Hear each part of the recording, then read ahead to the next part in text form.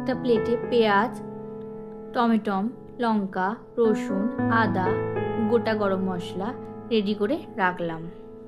তারপর একটা জারে মিক্সার গ্রাইন্ডারে আদা, রসুন, টমেটো 2 কোয়া, পেঁয়াজ সব আমরা মশলাটা তৈরি করে নেব বেটে।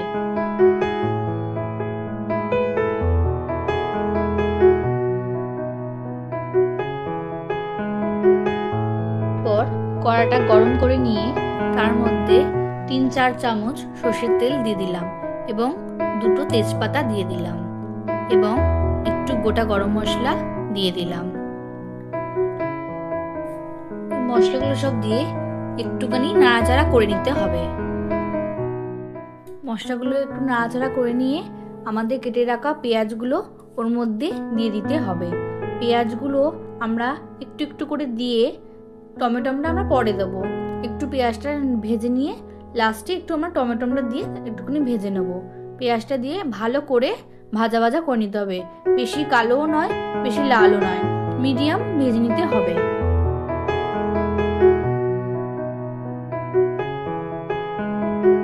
এরপর আমাদের চিকেন যে ম্যারিনেশনটা ছিল সেই ম্যারিনেশনটা কড়াইয়ে ঢেলে দিতে হবে। নিয়ে কড়াইয়ের মধ্যে চিকেনটা ভালো করে দিয়ে খুব ভালো করে কষাতে হবে। কষানোটাই এই রান্নায় হচ্ছে মেন উপকরণ।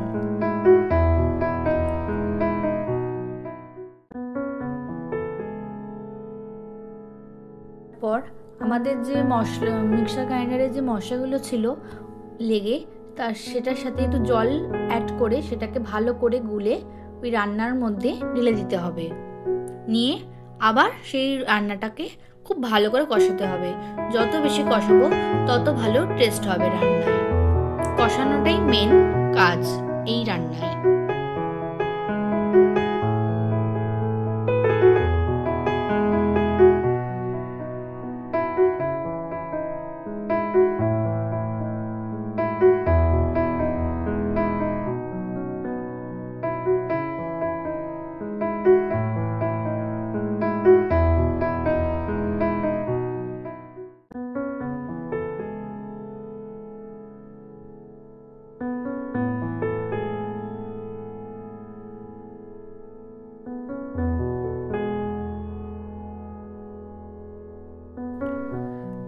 আমাদের রেডি চিকেন কষা।